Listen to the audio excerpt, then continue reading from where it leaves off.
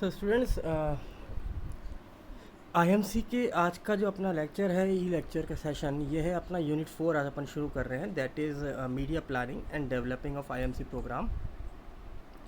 तो सबसे पहले हम समझेंगे कंसेप्ट ऑफ मीडिया प्लानिंग होता क्या है। तो मीडिया प्लानिंग क्या है, रेफ़र करता है एक एनालिटिकल मेथड जिसके थ्रू हम एक डिसीज़न लेते हैं और अपने मैसेज को किस तरह से हमें स्प्रेड कर अपने टारगेट ऑडियंस को, ताकि वो राइट समय पे राइट प्लेस पे उनके माइंड में पहुंच सके। ये हमारा मीडिया है, और वो भी राइट व्हीकल के थ्रू। राइट व्हीकल का मतलब है एप्रोप्रिएट मीडिया, जिसके थ्रू हम अपना मैसेज कन्वे करना चाह रहे हैं। तो जो मीडिया प्लानिंग है, नॉर्मली ये देखा जाता है कि तभी सक्सेसफुल होगा जब आपका मैसेज अच्छा होगा। जनरली ये देखा गया, कई सारे मार्केटर ने बताया कि मीडिया प्लानिंग और मैसेज जब ये दोनों अप्रोप्रिएट होते हैं, बैलेंस बनाते हैं, तभी इसका इफ़ेक्टिव इम्प्लीमेंटेशन हो सकता है और रिज़ल्ट आ सकता है जो मार्केटर सोच रहा है। तो इसके लिए हमें कुछ डॉक्यूमेंट्स देखने पड़ते हैं, जैसे हमारा ऑब्जेक्टिव क्या है, हमारी स्ट्रेटजीज़, हमारी टेक्निक्स, हमारे रिसोर्सेज का एलोकेशन, और उसके साथ हमारे मीडिया का स्केड्यूल क्या है, और हम कौन से मीडिया मिक्स को यूज़ कर रहे हैं to reach the target audience. ये सारी चीज़ें हम इसके अंदर देखते हैं। जैसे वेल बर्नेट थे, उन्होंने डिफ़ाइन किया था कि मीडिया प्लानिंग क्या होती है। उन्होंने कहा कि मीडिया प्लानिंग डिसीजन प्रोसेस होती है कि हम किस तरीके से अपने एडवर्टाइजिंग के टाइम और स्पेस को यूज़ कर सकते हैं to achieve its marketing objective. जैसे हम सबका एक जो मार्केटर्स होते हैं, उनका एक ऑब्जेक्टिव है टू रीच कस्टमर्स। हमें कस्टमर्स तक पहुंचना है अपने आइडिया के साथ, अपने मैसेज के साथ। तो हम ऐसा क्या टाइमिंग रखें, ऐसा क्या स्पेस लें ताकि हम उस मीडिया व्हीकल को यूज़ करके कस्टमर के माइंड तक अपने प्रोग्राम को पहुंचा सकें। ऐसे ही SW डंस-होल्ड ने भी कहा था। उन्होंने कहा कि मीडिया प्लानिंग क्या है, एक प्रोसेस है जिसके अंदर हम देखते हैं कि हम समय को कैसे यूज़ कर सकते हैं और स्पेस को यूज़ कर सकते हैं towards your objectives. Fry Berger opines that कि मीडिया प्लानिंग क्या इन्वॉल्व करती है, to select the appropriate media, ताकि हम उस मीडिया के थ्रू अपने मैसेज को ले जाए अपने टारगेट ऑडियंस तक।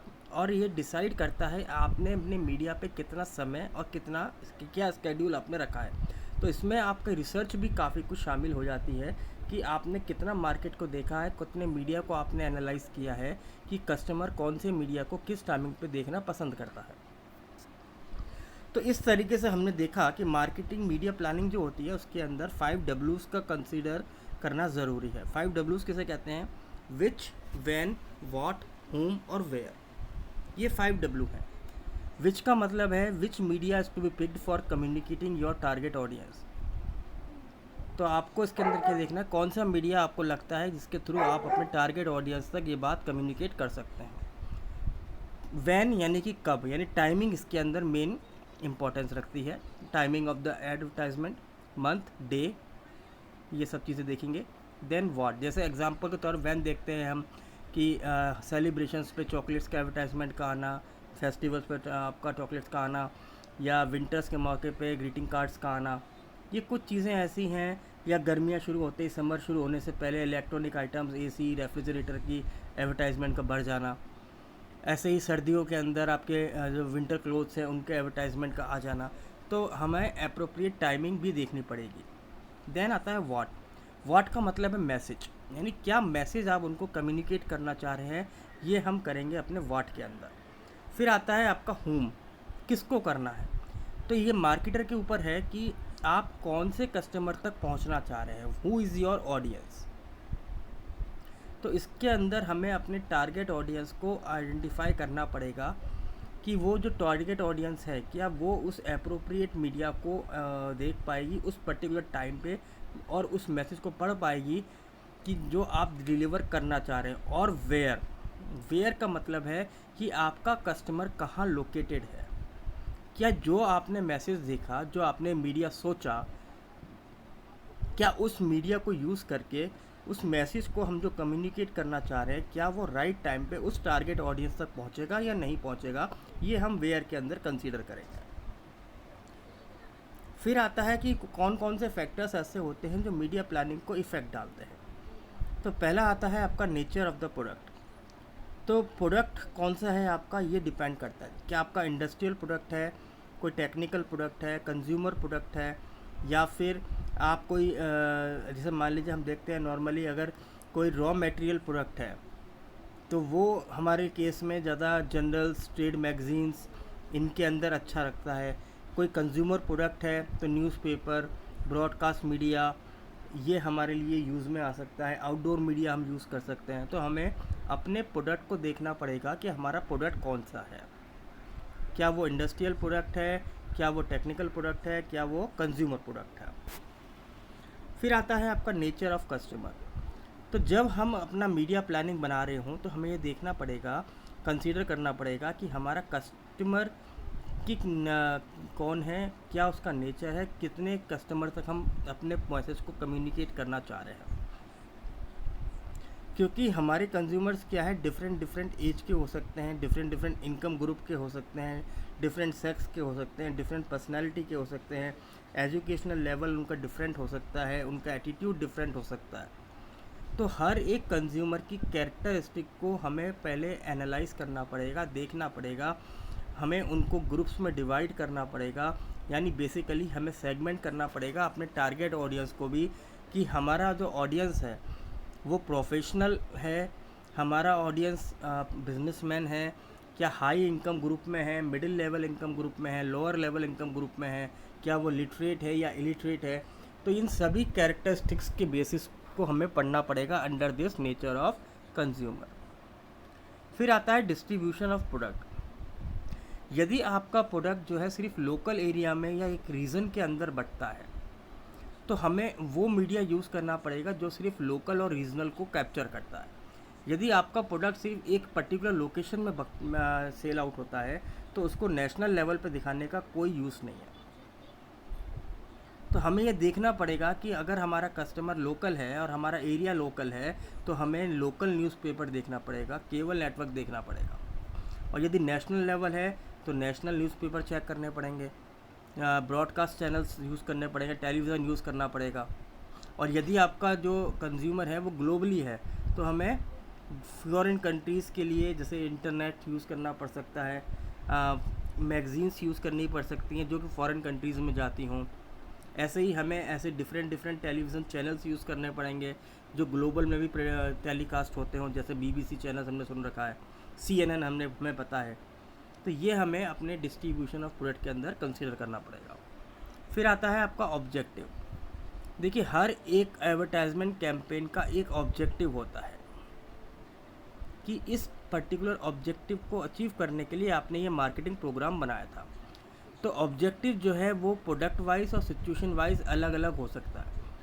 जैसे इंट्रोडक्शन स्टेज पे है आपका प्रोडक्ट तो उसका ऑब्जेक्टिव अलग होगा, ग्रोथ स्टेज पे है तो उसका ऑब्जेक्टिव अलग होगा, मैच्योरिटी पे है तो उसका ऑब्जेक्टिव अलग होगा।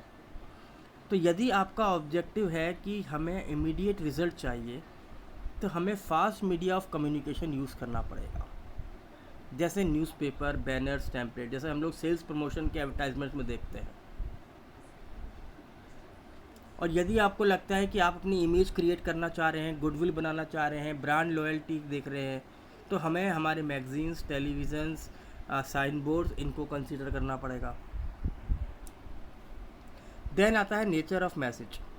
यदि एडवर्टाइजमेंट मैसेज जो है वो इन्फॉर्मेटिव है, आप सिर्फ इन्फॉर्मेशन दे रहे हैं रिगार्डिंग अ प्रोडक्ट, तो आपके लिए न्यूज़पेपर सूटेबल है। यदि आप कस्टमर को परसुएड करना चाह रहे हैं और आप पोटेंशियल कस्टमर्स को क्या देना चाह रहे हैं, इमोशनल, तो you can use emotional appeals, rational appeals, demonstration of products, तो आप उसके अंदर टेलीविज़न मीडिया यूज़ कर सकते हैं। यदि आपका मैसेज जो है वो आपके पोटेंशियल कस्टमर को इन्फॉर्म करना है कि हम सेल्स प्रमोशन स्कीम्स लॉन्च कर रहे हैं, डिस्काउंट ऑफ़र्स लॉन्च कर रहे हैं, एक्सचेंज ऑफ़र लॉन्च कर रहे हैं, फेस्टिवल ऑफ़र्स लॉन्च कर रहे हैं, तो आपको posters, banners, newspapers, news cuttings, articles, online, इसके थ्रू आपको अप्रोच करना पड़ेगा। ऐसे ही साइज़ ऑफ द बजट। यदि आपका एडवर्टाइजमेंट का बजट हाई है तो आप टेलीविज़न यूज़ कर सकते हैं,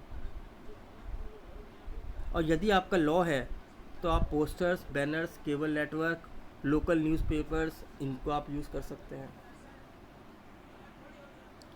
मीडिया यूज्ड बाय कॉम्पिटिटर्स, जब हम मीडिया प्लानिंग करते हैं तो हम ये भी देखते हैं कि हमारा कॉम्पिटिटर कौन से मीडिया को यूज़ कर रहा है। यदि advertiser does not consider any competitor move regarding media, तो यदि आप ये नहीं देखते कि आपका कॉम्पिटिटर क्या यूज़ कर रहा है, तो ये मान के चलिए कि आपका मार्केट शेयर कम हो सकता है। यदि आपको लगता है कि जो मार्केट में सबसे बड़ा जो कॉम्पिटिटर है वो उस वक्त टेलीविज़न यूज़ कर रहा है, तो आपको टेलीविज़न यूज़ करना पड़ेगा। वो न्यूज़पेपर देख रहा है तो आपको न्यूज़पेपर देखना पड़ेगा। Then media availability, sometimes it is possible कि desired space for advertisement in print media book by some other advertisements. ये कई बार होता है कि आप देख रहे हैं कि आपको न्यूज़पेपर में अपना क्या करना है, एडवर्टाइजमेंट देना है, पर जिस दिन आप देना चाह रहे हैं उस दिन कोई अदर पर्सन ने उसको बुक कर रखा है, वहाँ स्पेस नहीं है, तो आपको इसका बी प्लान या कोर्स ऑफ एक्शन भी सोचना पड़ेगा। तो इन फैक्टर्स की वजह से भी कई बार हमने देखा कि हमें मीडिया प्लानिंग जब हम करते हैं तो इन फैक्टर्स को हमें कंसीडर करना है। ऐसे ही अनदर फैक्टर है आपका रीच एंड कवरेज। जैसे हम कुछ मीडिया को सिलेक्ट करते हैं एक पर्टिकुलर रीच, एक नंबर ऑफ कस्टमर्स को हिट करने के लिए। यदि मान लीजिए मेरे पास मेरे एक एडवर्टाइज़र हूँ, मेरे पास मीडिया अवेलेबल है जिसमें हमारी कॉस्ट सेम लग रही है, हम सेम रीच कस्टमर्स तक पहुँच पा रहे हैं, तो हमें ये देखना पड़ेगा कि कौन से मीडिया के थ्रू हम मैक्सिमम कस्टमर तक अप्रोच कर पा रहे हैं और उससे हम मैक्सिमम रिजल्ट प्रोड्यूस कर सकते हैं। मीडिया रीच का मतलब होता है कि उस मीडिया का कितना क्या है सर्कुलेशन है। जैसे न्यूज़पेपर है तो न्यूज़पेपर का एक सर्कुलेशन है डे वाइज, 2 लाख, 1 लाख, 3 लाख, 50,000, 5 लाख, 10 लाख, तो ये सर्कुलेशन है उनका इन अ वन डे। तो हमें पता है कि अगर हमें 10 लाख कस्टमर तक पहुंचना है और एक पर्टिकुलर मीडिया न्यूज़पेपर है जिसके 10 लाख सर्कुलेशन बटते हैं, तो हम उस मीडिया को यूज़ करेंगे जो हमारे लिए अप्रोप्रिएट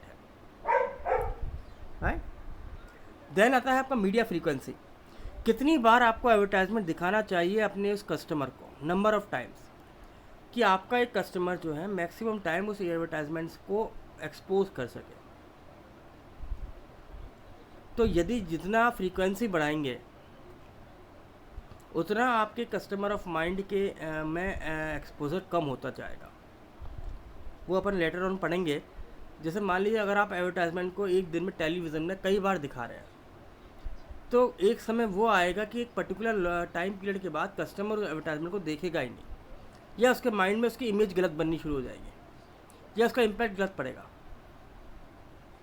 ऐसे ही आता है मीडिया इमेज, कौन से पर्टिकुलर मीडिया व्हीकल की इमेज कैसी है, ये भी आपको कंसिडर करना पड़ेगा आपके मार्केट मीडिया प्लानिंग के अंदर।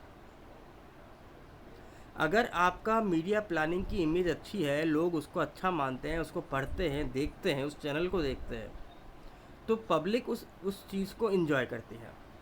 और यदि उस पर्टिकुलर चैनल को देखना कोई पसंद नहीं करता, उस पर्टिकुलर पेपर को कोई पढ़ना पसंद नहीं करता, उस मैगज़ीन को कोई देखता नहीं है, या उसको सिर्फ इसलिए रखा है कि लोग टाइम पास के लिए उसको पढ़ें, तो ज़्यादा इम्पैक्टफुल हमारा मीडिया अप्रोच उस वक्त नहीं हो पाएगी। तो ये फैक्टर्स हमने देखे 11 जो आपको कंसीडर करने पड़ेंगे जब आप मीडिया प्लानिंग बनाएंगे। ऐसे ही अगर हम इम्पोर्टेंस की बात करें तो सबसे पहला आता है आपका optimum utilisation of resources. Media planning के थ्रू हर एक एडवर्टाइजर ये चाहता है कि वो उसके पास जो भी रिसोर्सेज हैं उनको मैक्सिमम यूटिलाइज कर सकें। कभी कभार तो कुछ इस कॉम्बिनेशन में करते हैं कि जो टाइम आपने सेलेक्ट किया है और जो मैसेज आप कम्युनिकेट कर रहे हैं वो नंबर ऑफ कस्टमर में लार्ज नंबर ऑफ कस्टमर तक पहुंच सके। फिर it's help in achieving the objectives, जो आपका मीडिया प्लान है ये आपके ऑब्जेक्टिव्स को भी अचीव करने में मदद करता है, क्योंकि इसके अंदर हम अप्रोप्रिएट मीडिया चूज़ कर रहे हैं, हम मीडिया मिक्स चूज़ कर रहे हैं, हम मीडिया मिक्स का शेड्यूल बना रहे हैं। तो इसके रिगार्डिंग हमें इन चीज़ों को भी कंसीडर करना देखना पड़ेगा, ये हमारी इम्पोर्टेंस में काउंट होता है। देन आता है आपका selection of appropriate media. Media planning के वक्त हमें डिफरेंट डिफरेंट मीडिया को कंसीडर करना पड़ता है कि हर एक मीडिया की कॉस्ट क्या आ रही है। जब उसको कोई रीडर पढ़ता है, कोई मैगज़ीन पढ़ रहा है, चाहे कोई न्यूज़पेपर पढ़ रहा है, तो उसको पब्लिश कराने की कॉस्ट आपको कितनी पड़ रही है। Then selection of optimum media mix. Media planning क्या हेल्प करती है? ये हेल्प करती है आपकी मीडिया मिक्स में। जैसे आप different different media of combination use कर सकते हैं। न्यूज़पेपर यूज़ कर सकते हैं, टेलीविज़न यूज़ कर सकते हैं, ऑनलाइन यूज़ कर सकते हैं, क्योंकि हर एक मीडिया का अपना एक कवरेज है, अपना एक रीच है, अपनी एक फ्रीक्वेंसी है, जो कि उस टारगेट ऑडियंस को कवर करने में यूज़फुल हो। लास्ट पॉइंट आता है आपका कि it's helps in allocating the budget. जो आपने बजट तय किया था लास्ट लेक्चर में, हमने जब पढ़ा था लेक्चर नंबर 11, जिसमें हमने देखा था कि एडवर्टाइजमेंट बजट के लिए हम कुछ मेथोडोलॉजी यूज़ करते हैं। जैसे परसेंटेज सेल्स मेथड हम यूज़ करते हैं, यूनिट सेल्स मेथड हम यूज़ करते हैं, कंपैरेटिव मेथड यूज़ करते हैं, बेस्ट गैस मेथड हम यूज़ करते हैं। तो जो मीडिया प्लानिंग आप यूज़ कर रहे हैं, जो बजट आपने तय किया है, उस बजट के अंडर में हैं हम अपने प्लान्स को क्रिएट कर सकते हैं। Thank you.